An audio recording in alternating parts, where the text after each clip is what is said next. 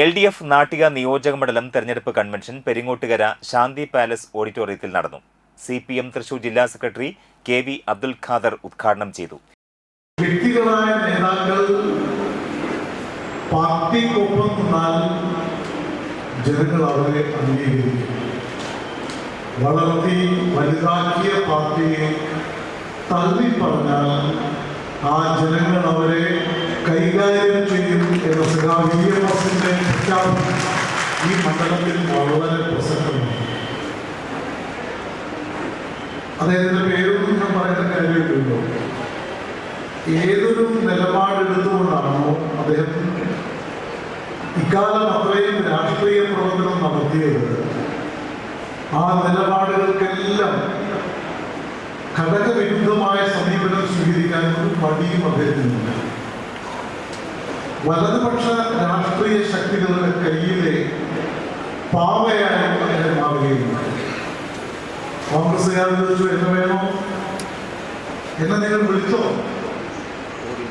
അവർ വിളിച്ചു എന്ന് പറഞ്ഞാണ് ഡൽഹിയിൽ പോയത്, കോൺഗ്രസിന്റെ അടുത്ത്.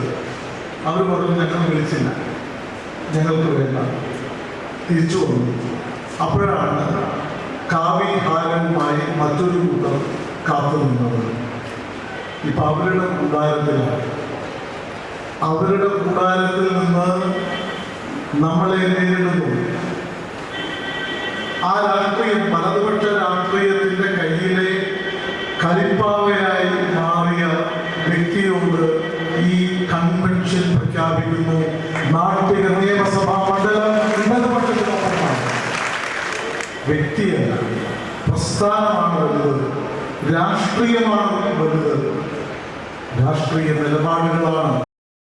CPM Cherpu area committee secretary AS Dinakaran അധ്യക്ഷത വഹിച്ച യോഗത്തിൽ CPI സംസ്ഥാന എക്സിക്യൂട്ടീവ് അംഗം VS സുനിൽകുമാർ, CPM ജില്ലാ സെക്രട്ടേറിയറ്റ് അംഗം PK Shajan, TR Ramesh Kumar, UK Gopalan, Mohanan Anthikad, PR Vasanthan, LDF convener KM Jayadevan, CPI മണ്ഡലം സെക്രട്ടറി KM കിഷോർ കുമാർ തുടങ്ങിയവർ സംസാരിച്ചു.